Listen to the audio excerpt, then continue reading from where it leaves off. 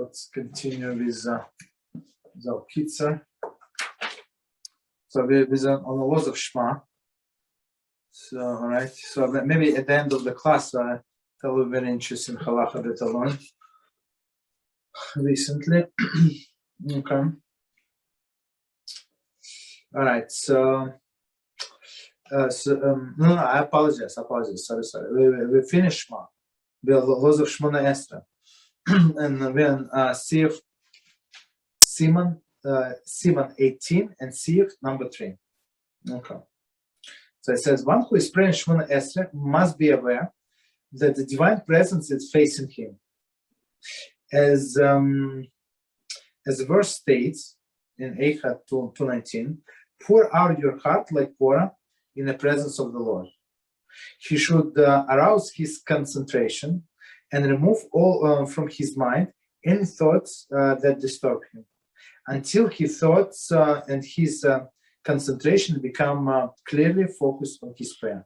So basically, every time when we pray, especially Shemoneh Esrei, so a person has to understand that he is standing before HaShem. And I had one person that somehow, like he asked me like several specific questions, like many times. Many means maybe 20 times the same question, like periodically every few months. 6 months. 3 months. 1 month. I don't know. So he asked me many times, is it okay to pray in slippers? Right, in shorts and pajamas, like is it okay? So and I would tell him, no, it's not okay. So he said, why is it not okay? Because you're standing from HaShem. Oh yeah, you're right, you told me. And a few months later, maybe 1 month, like I don't do it. So he said, no, you know what? I pray today in the morning. Like I pray in the home, but I prayed in the slipper. Is okay in the slippers? Is it okay? Like, so I told them again and again. So you stand in front of HaShem. I mean, why is it? What does it make? It doesn't make any difference where exactly you are. You're in the house. You're outside. For example, you're somewhere. You're traveling. You get off the bus. You get off the car, and the time for mincha. And it was a few times in my life that I got stuck somewhere in the traffic, and I don't know whatever happened. And I was driving and said, you know what? I have 10 minutes to pray minyan. I do not care. I just stop. I thought that I can make to the minyan, but I cannot. So we stop or wherever we stop, like in the middle, and I pray minyan. I mean, I have a question. What? Yeah, I have a question about. Wherever I stand, like in the middle, like where is turn on a service road. I mean, I pray behind the car, like turn with my back to the traffic and I pray. I mean, not to have disturbance. But basically, just because it was not a synagogue and it was a real view, doesn't mean that HaShem was not there. Okay, go ahead, please.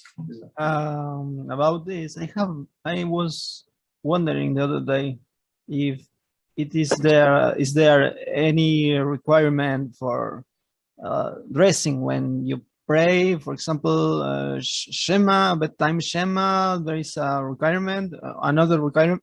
Always praying solo, alone, because of this Corona thing, and in my case especially. No, it doesn't matter. Like that's what I was just explaining. So bedtime Shema, for example, it's different. So you're saying sitting on your bed. So you can do it in a pajama. You have to. I mean, we're going to get to it. I mean, in olden days, people were sleeping naked, right? Naked without clothes. So that was an issue. Today, when you sleep in your underwear, so and you have like the shorts or whatever you have, so it's totally different. Okay, so that's permissible to pray like this. I mean, some people still pray like the fully dressed and then let's sit on the bed and then undressed. Okay, that's a different story. But when you pray Shemoneh Esrei, it doesn't matter. It's pandemic, no pandemic. Like you're home, you're anywhere. It does not make any difference. If, as we just read, you're standing in front of the king, Period.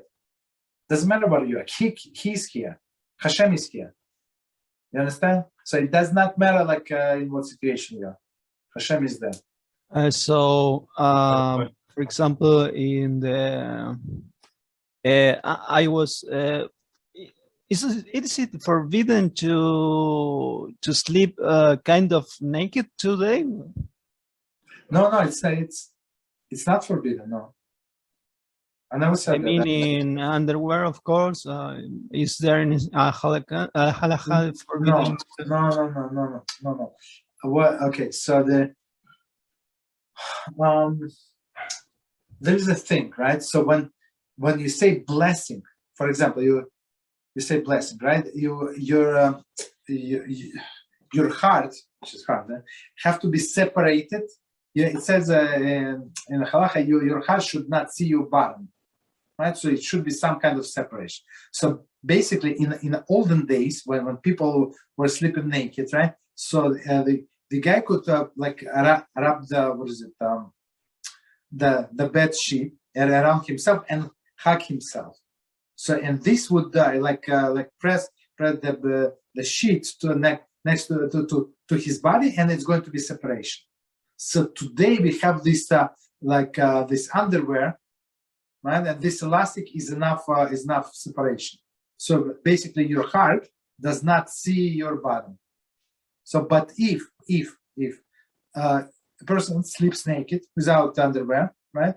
And he's in a bed and he's thirsty. He wants to drink. So technically, he can lay on his side and say brach. Of course, they had discovered, right? And say bless. So if he's in his underwear, no problem whatsoever. But if not, so he has to make separation, and then he can say blessing. So that's the only difference. Rabbi, question. From your language, it makes it sound like you have to the whatever garment it is, it has to be squeezing you. So, for example, let's say suit pants wouldn't work because it's not squeezing. No. It does not have to squeeze. No, I mean with a bed sheet, or for example, some people, especially in the olden days, right? So that men would sleep if they're not naked, right? They're more like richer men. Why would they sleep naked? Like you would ask, what's the problem, right? So they were not modest. No, opposite. They were modest, but they were so poor. Most of the people have only one set of clothing. Mm-hmm. That's it. So he was afraid that it would wear off more quickly, even if split and tournament and stuff like that. Yeah, understand? That's what's the issue. But later on, I don't know, 70s, whatever, in Europe at least, they would have nightgowns like women have. So men slept almost in the same thing, but still it was loose, right? It was loose, so you have to cover under the heart and do the separation. That's why Hasidim use the gartel, the belt, yeah, right? Extra separate. So it's extra. Do you need it? Absolutely not. You understand? But if you want to do extra, I have this belt, so technically if you have this elastic in your in your underpants, that's more than enough. But plus you have the trousers belt, right? The pants belt, it's more than enough. But they decided to go extra, and they use this gartel, which is, that's it. Mm-hmm. Also, let's say when someone's thinking of the Shekhinah in front of him, right? Like he's thinking, oh, I'm before a king, right? Yeah. So she's praying, and he might actually think of, a person, right? He's davening before, some image might come into his mind because, what you're thinking, right? You want to think about HaShem, yeah, but you can't think about HaShem. You have to think of some image, right? Yes, so how does one stop that? Because that might ruin one's kavanah because he's like avodah zarah. Exactly. So what does he think so about? There is one. Exactly. So there is one Kabbalistic things. I don't teach a Kabbalistic thing. I'm not a Kabbalist, but few I know. So we go like this. And Kabbalistically, like you pause for 1 second, you go like this, and it should remove for your foreign thoughts, maybe a few times. You understand? So, I mean, whatever you said, you're absolutely correct. You like Eitzach Hara would send you these images, these are like all of this like foreign thoughts. So you have this kavanah for 3 bless for 1 minute, and then it sends you all of this garbage. So you have to stop for a second, 2 seconds, whatever you need, and do whatever you need to put yourself back on track.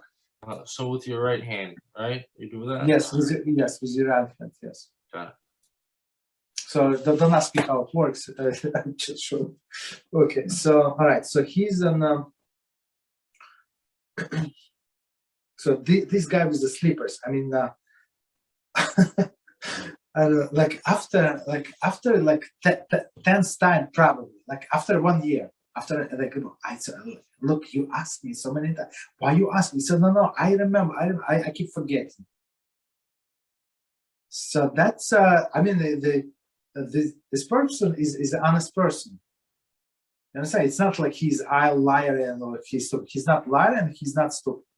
So meaning that Eitzach Hara works so hard on this person to like even if he prays. So Eitzach Hara, look at the schlepper. That's how you pray to like that's how you ask of HaShem.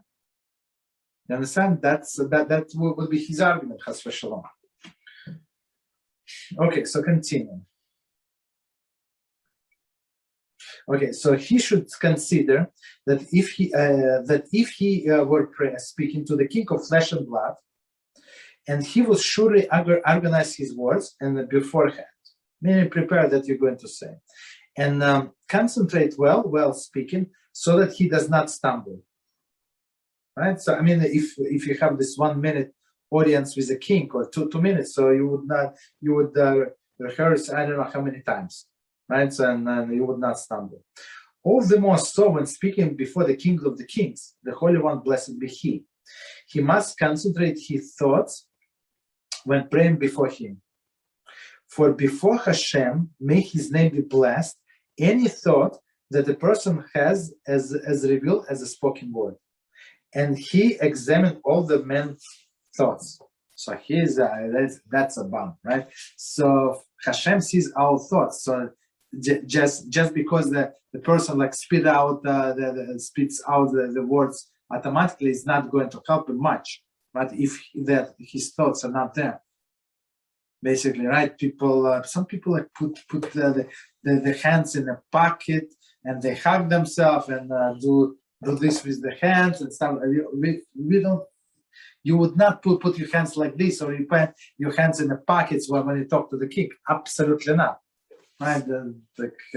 I mean, you can for a few seconds until he said off with your hand, right? Or for disrespect of the king. Nobody would do that. You understand? Okay. So and plus, as we said, Hashem examines his thoughts. So we have to try very, very hard to not to have these foreign thoughts. Before prayer, he should thank the exaltedness of God, may His name be blessed, and of the lowliness of man. And he should remove from his mind any thoughts of pleasure in which man engages. So what I want to add.